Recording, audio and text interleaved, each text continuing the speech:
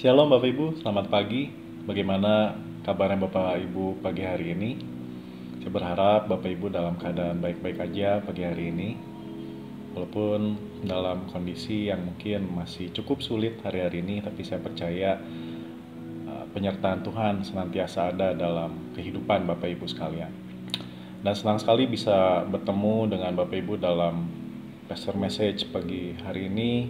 Saya diingatkan uh, sama Tuhan dalam hal-hal yang sederhana lewat kehadiran anak-anak saya di rumah. Jadi saya mau sharing tentang anak kecil pagi hari ini. Saya ambil dari Markus 10 ayat 15. Aku berkata kepadamu, sesungguhnya barang siapa tidak menyambut kerajaan Allah seperti seorang anak kecil, ia tidak akan masuk ke dalamnya. Ya, saya jadi ingat ayat ini ketika saya melihat anak saya yang paling kecil, namanya Ella. Karena Ella tidur masih bersama-sama dengan saya dan istri satu kamar. Jadi setiap pagi ketika saya bangun, saya selalu melihat anak saya tersebut. Dan Ella ini punya satu kebiasaan yang unik, Bapak Ibu. Setiap kali dia bangun, dia selalu lihat terlebih dahulu kepada kami orang tua, pada papanya, kepada mamanya, hanya sekedar menengok. Ya, kalau kami ada di situ bersama-sama dia di ruangan itu, dia kembali tidur. Ya, dia lanjutin tidurnya. Tapi kalau dia bangun dan dia lihat saya atau istri saya itu nggak ada di ruangan tersebut, dia langsung turun, dia panggil-panggil maminya, dia panggil-panggil papinya. Ya, dia masuk ke setiap ruangan yang ada di rumah kami untuk sekedar mencari, memastikan papi maminya itu ada di mana.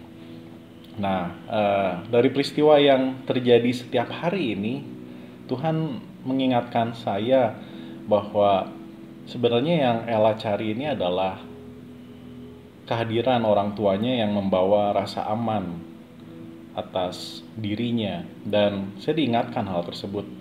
Dan ini yang saya mau share dengan Bapak Ibu pagi hari ini, bahwa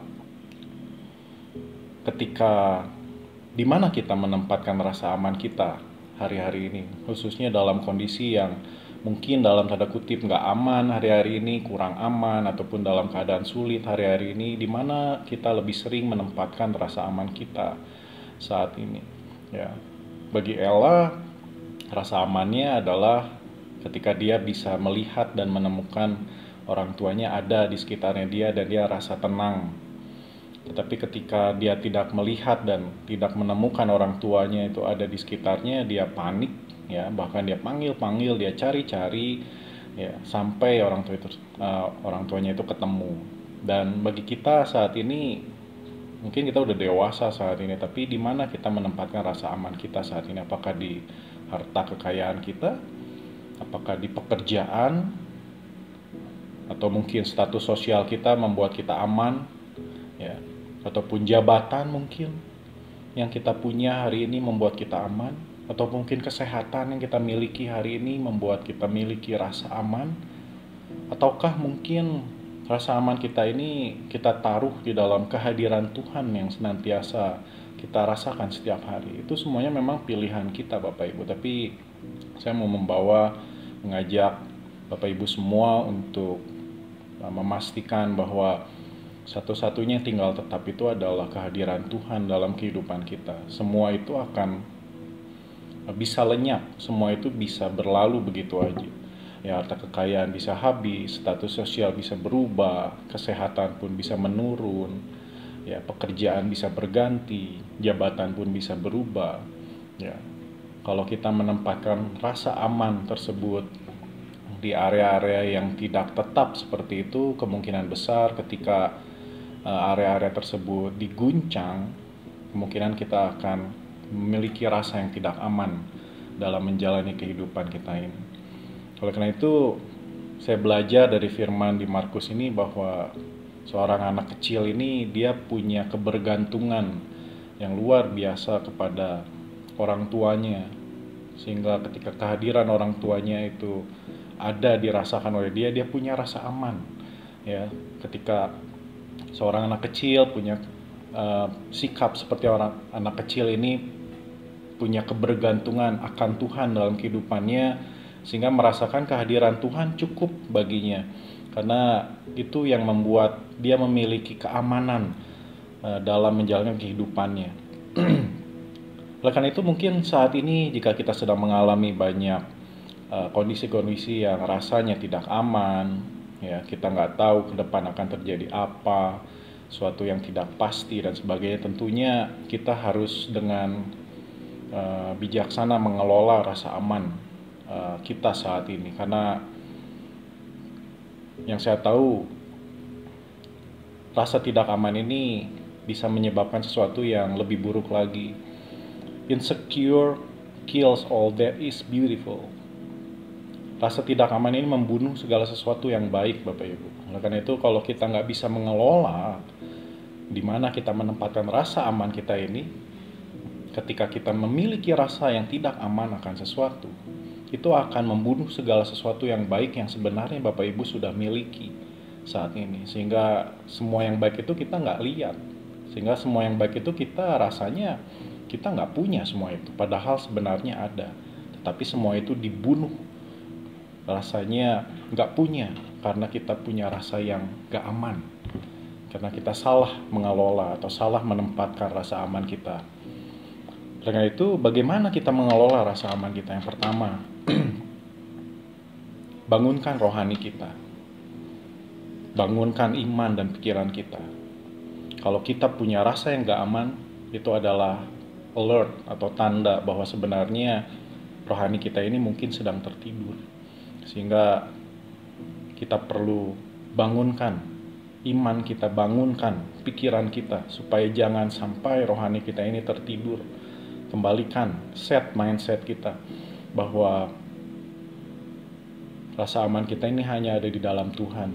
Yang kedua, melihat hanya kepada Tuhan dan firman-Nya, bukan melihat kepada kondisi atau situasi yang ada. Betul, mungkin semua itu kita rasakan, tetapi kita harus terus belajar untuk fokus kepada Tuhan dan firman-Nya, supaya kita bisa terus melihat hal-hal yang baik yang sebenarnya Dia berikan kepada kita.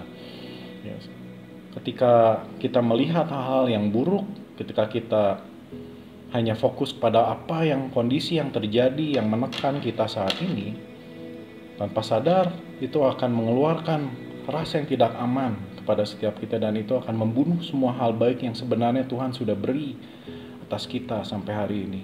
Dan yang terakhir, yang ketiga adalah memastikan hidup kita ini bergantung hanya kepada Roh Kudus. Karena sebagai orang percaya, hidup kita ini harus dipimpin oleh Roh Kudus, karena nggak akan mungkin bisa masuk ke dalam kerajaan Allah, hidup di dalam kerajaan Allah tanpa Roh Kudus yang memimpin kehidupan kita ini. Oleh karena itu kita harus menyadari, Bapak Ibu, kenapa perlu bergantung kepada Roh Kudus. Karena hanya Roh Kudus yang bisa memimpin, bisa menuntun, memberikan hikmat di dalam situasi yang mungkin sulit ataupun tidak jelas bagi kita. Hanya Dia yang tahu arah yang terbaik, hanya Dia yang tahu langkah yang terbaik, Dia yang tahu keputusan mana yang paling baik buat kita semua. Dia yang bisa memberikan pengertian, Dia bisa memberikan penguasaan diri untuk terus bisa berespon benar dalam situasi yang mungkin sulit seperti ini. Juga bisa memberikan kebijaksanaan untuk bisa terus memutuskan hal-hal yang bijak dalam kehidupan ini. Karena bergantung kepada Roh Kudus ini salah satunya bentuknya adalah taat kepada aturan yang sedang diberlakukan pada kita semua saat ini. Kita semua kan harus ikutin protokol kesehatan, benar ya Bapak Ibu? Nah itu kita harus taat pada pemerintah yang memberlakukan ketentuan atau aturan seperti ini. Harus pakai masker, harus cuci tangan rajin-rajin, harus diam di rumah mungkin dan sebagainya, harus jaga jarak dan sebagainya. Hal-hal ini diberikan pada kita sebagai aturan untuk menjaga kita sebenarnya untuk bisa terhindar dari wabah yang bisa menimpa kita. Sehingga lewat hal-hal tersebut kita bisa memiliki rasa aman untuk bisa menjalani kehidupan ini. Oleh karena itu Bapak Ibu, pastikan saat ini di mana kita menempatkan rasa aman. kita saat ini? Apakah dalam hal-hal yang duniawi, dalam hal-hal yang rasanya kita miliki saat ini? Dalam beberapa bulan terakhir ini kita sama-sama melihat bahwa apa yang biasanya kita andalkan, yang ada di dunia ini rasanya nggak bisa diandalkan lagi ya Bapak Ibu. Pekerjaan, banyak orang juga maaf yang diberhentikan, ada yang dirumahkan dan sebagainya, ada yang mungkin punya harta atau punya usaha, tapi itu pun tidak menjamin keberlangsungan hidup ke depan karena kita nggak tahu musim ini sampai kapan. Ya, banyak usaha juga terpaksa harus tutup, mal-mal pun jadi sepi karena banyak protokol dan banyak kekhawatiran dan sebagainya. Oleh karena itu, semua hal yang terjadi saat ini membuat kita bisa kehilangan rasa aman kita. Oleh itu, pastikan rasa aman kita ini hanya ditaruh kepada kehadiran Tuhan dalam kehidupan kita. Mari pastikan setiap kita bangun pagi hari memastikan bahwa Tuhan hadir menyertai kita. Memastikan bahwa kita ini melihat hanya kepada Tuhan. Ketika kita lihat Tuhan, mencari-cari Tuhan, kita sadar jangan kita perlu, ya saya sendiri saya belajar dari Ella, saya ditegur bahkan oleh apa yang dia buat setiap pagi. Saya aplikasikan dalam kerohanian saya bahwa harusnya saya seperti dia ya. Setiap pagi itu saya mencari-cari Tuhan, memastikan Tuhan hadir bersama-sama dengan saya, dan itu yang jadi sumber keamanan dan kekuatan saya.